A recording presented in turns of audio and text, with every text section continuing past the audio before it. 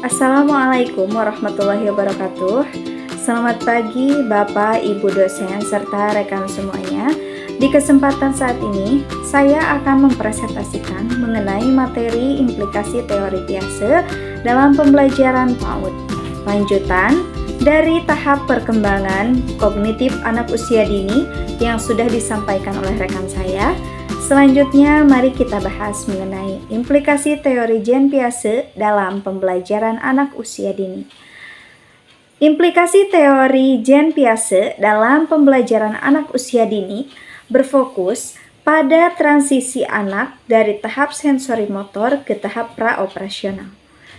Pendidik harus memahami bahwa anak membangun pengetahuan secara aktif melalui interaksi dengan lingkungan, bukan sekedar menerima informasi secara pasif. Berikut adalah implikasi utama teori Piaget dalam pembelajaran anak usia dini. Yang pertama, pembelajaran berbasis pengalaman langsung. Anak usia dini membutuhkan objek fisik dan pengalaman nyata untuk memahami konsep, karena mereka belum mampu berpikir secara abstrak atau logis. Ada dua contoh dari pembelajaran berbasis pengalaman langsung, yaitu yang pertama, manipulasi benda nyata. Gunakan bahan alam seperti daun, batu, kayu untuk kegiatan memilah, menimbang, dan membandingkan. Contoh yang kedua yaitu eksplorasi aktif. Sediakan area belajar yang memungkinkan anak menyentuh dan mencoba berbagai benda untuk membangun skema mental mereka.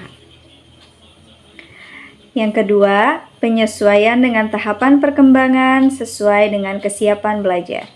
Pengajar harus diadaptasikan agar sesuai dengan tingkat kematangan kognitif anak, agar proses asimilasi dan akomodasi terjadi secara optimal, yaitu materi konkret.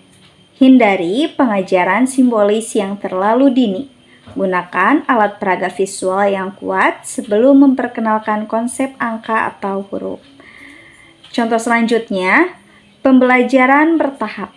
Struktur kognitif dibangun selangkah demi selangkah. Pastikan anak menguasai konsep dasar sebelum beralih ke lebih kompleks. Implikasi yang ketiga yaitu peran guru sebagai fasilitator.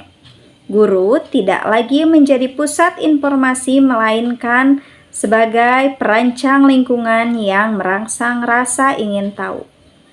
Contohnya, menyediakan stimulasi. Guru menyiapkan materi yang menantang anak untuk memecahkan masalah melalui penemuan atau discovery learning. Yang selanjutnya, penyelarasan skema. Guru membantu anak menghubungkan informasi baru dengan apa yang sudah mereka ketahui dari asimilasi agar tercapai keseimbangan intelektual ekuilibrasi. Implikasi yang keempat yaitu menghargai individualitas dan interaksi sosial. Piaget menekankan bahwa setiap anak memiliki kecepatan belajar yang berbeda dan belajar banyak dari teman sebayanya. Contoh pembelajaran individual yaitu memberikan kesempatan bagi anak untuk mengeksplorasi materi sesuai minat dan kecepatannya sendiri. Selanjutnya, interaksi sebaya. Mendorong kegiatan kecil yang memungkinkan anak berdiskusi untuk membantu mengurangi sifat egosentris dan melihat perspektif orang lain dalam kegiatan berkelompok. Implikasi yang kelima yaitu aspek evaluasi pembelajaran. Penilaian tidak hanya berorientasi pada hasil akhir, tetapi pada proses berpikir anak. Contohnya, penilaian formatif. Observasi yang dilakukan dengan cara anak memecahkan masalah atau menggunakan alat permainan seperti pom-pom warna untuk menghitung.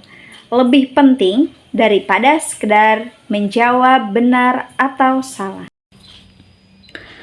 Baiklah, kesimpulan dari materi tentang teori kognitif Jean Piaget dan implementasinya pada anak usia dini yaitu teori perkembangan kognitif Jean Piaget menjelaskan bahwa anak adalah pembelajar aktif yang membangun pengetahuannya melalui proses skema, asimilasi, dan akomodasi.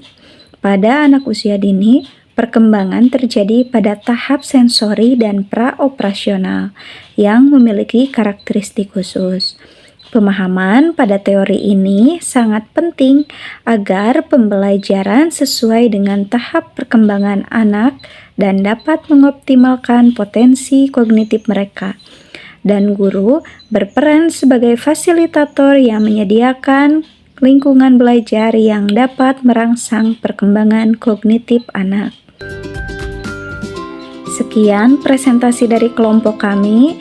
Terima kasih atas perhatian Bapak, Ibu, dan teman-teman semuanya. Mohon maaf apabila terdapat kesalahan. Wassalamualaikum warahmatullahi wabarakatuh.